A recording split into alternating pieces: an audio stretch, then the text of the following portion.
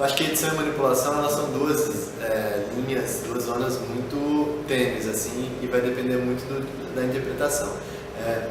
Tem uma convenção fotográfica que diz que a edição está relacionado a uma espécie de correção ou de aprimoramento de uma imagem, enfatizando aspectos que já foram produzidos pelo fotógrafo. Enquanto a manipulação é uma alteração na estrutura da imagem, a inserção de elementos que não compõem a fotografia e que vão transformar ou vão produzir um novo sentido na imagem, né? Então, a gente pensaria na edição mais como um retoque de imagem, onde questões como brilho, cor, contraste são manipulados, e a manipulação propriamente na mudança na estrutura da fotografia, com alterações mais drásticas, como a inclusão ou a supressão de corpos, objetos ou mesmo espaços da cena.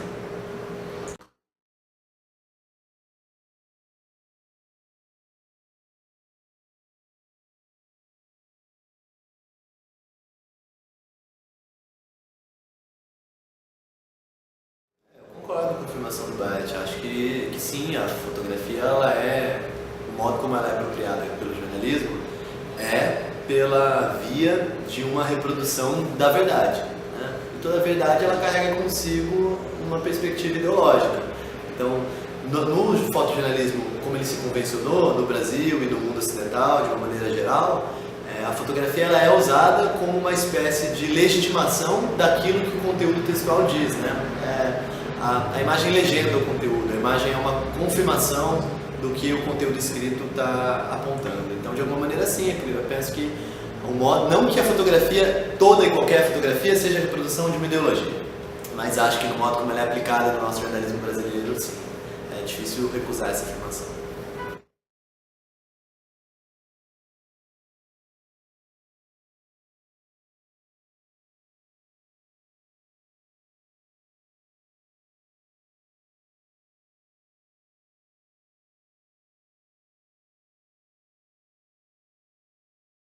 Eu diria que o fotojornalista ele deveria ter conhecimento de ética e fotojornalismo, coisa que as pessoas em geral não têm e por vezes os próprios fotojornalistas também não têm.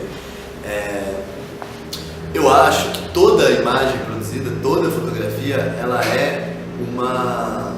carrega consigo uma dimensão ética, né? Eu acho que sempre ao produzir uma imagem, o fotojornalista ele tem uma responsabilidade sobre aquela imagem que ele produz, pela imagem e pela relação com o outro. Então toda imagem ela carrega consigo uma dimensão ética. A ética está implicada no fotojornalismo. Ela não é um conhecimento à parte, ela não é algo estrangeiro, ela não é algo que o fotógrafo pode ou não deter. Ela é a base do trabalho do fotojornalismo, né? Ela é aquilo que distingue o fotojornalismo de outras atividades, como a fotopublicidade, a fotografia artística ou experimental, né? A dimensão ética é a dimensão que atravessa a experiência da produção de toda a imagem fotográfica no campo do jornalismo. O que não necessariamente faz com que os fotojornalistas carreguem consigo esse pensamento ou esse ponto de vista, né? Acho que hoje em dia a gente teria que se perguntar se há algum limite para a produção dessas imagens, né? Se há algum limite para aquilo que a gente pode ou não representar. Acho que há uma banalização da morte, da vida no mundo pelo jornalismo, em que perdeu-se um pouco a consequência das imagens, né? As imagens elas são produzidas de uma forma bastante banalizada, então acho que caberia retomar essa pergunta, os fotógrafos fazerem essas perguntas sempre que eles estiverem produzindo uma imagem, né? O que devo mostrar, de qual modo e se há um limite propriamente para aquilo que é representado.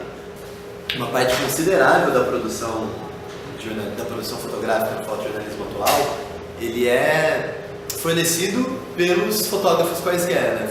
Fornecido pelo público e chegando até um ponto de ser meio indiscernível essa barreira do que é material produzido pelas agências, pelas Reuters e qual é o material produzido propriamente pelos usuários, pelos fotógrafos do cotidiano que estão aí empunhando as suas câmeras. Tanto porque as câmeras dos fotógrafos profissionais e dos amadores têm hoje em dia qualidades muito próximas, tanto por uma certa proximidade entre esse tipo de registro, né? Normalmente, os veículos de comunicação eles têm eles fazem uma distinção entre o que é a imagem produzida pelo jornal, né, pelos seus canais, e dessas imagens que são produzidas pelos fotógrafos não profissionais. E eventualmente essas imagens elas entram nesses portais já chanceladas como imagens amadoras, imagens não profissionais. Acho que essa distinção ainda é feita pelo jornalismo, mas arrisco a dizer que nos próximos anos cada vez mais vai ser feita essa distinção, né? Eu acho que as imagens do cotidiano produzidas por fotógrafos quaisquer na rua, elas vão ser incorporadas pelas notícias. E aí caberá ao jornal entender como ele vai legitimar essa produção, de que modo ele vai acreditar essas imagens, de que modo ele vai fazer com que esses leitores, fotógrafos, eles se constituam como autores das imagens, percebe? Eu acho que talvez esse seja um ponto, assim, hoje em dia é muito fácil discernir ainda o que é a imagem produzida pelo jornal e o que é uma imagem enviada para o jornal, não pela sua qualidade, mas pelo modo como ela é organizada editorialmente. Acho que nos próximos anos essa linha vai se tornar cada vez mais tênue, assim. Acho que essas bordas vão estar mais borradas. Qualidade.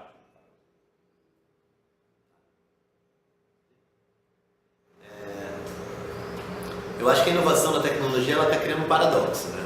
Que é o seguinte: quanto mais imagem é feita, menor é a nossa capacidade de preservar essas imagens. Seja pelo fato de que a gente vê tanta imagem que elas já não fixam na nossa memória, na nossa retina enquanto imagem, seja pelo fato de que a gente ainda não tem métodos e mecanismos eficientes para fazer a preservação dessas imagens no campo digital como a gente tinha no analógico, né? Se a gente for nos arquivos dos jornais, a gente vai encontrar lá as fotos analógicas, a gente vai encontrar os negativos, a gente vai encontrar a possibilidade de revelação dessas imagens. Não sei se daqui a 30 anos a gente vai ter acesso a esse vídeo que vocês estão fazendo agora, por exemplo. É muito provável que não tenha.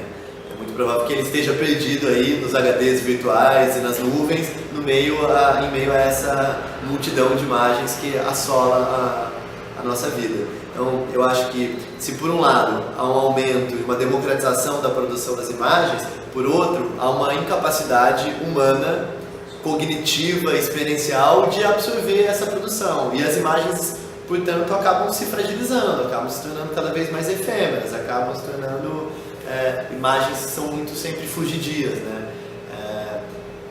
Qual a última imagem que a gente lembra, né? Qual foi a última imagem que você viu e está fixa na sua memória? Provavelmente você viu dezenas hoje, né? Quais dessas estão ainda preservadas? Mas dificilmente você vai se esquecer da imagem de um fotógrafo se você for vê-la no museu, ou dificilmente você vai esquecer daquela foto que você viu no seu álbum de família, né? Então, acho que esse regime contemporâneo de imagem tem levado a esse paradoxo, a um acúmulo, mas também a uma perda.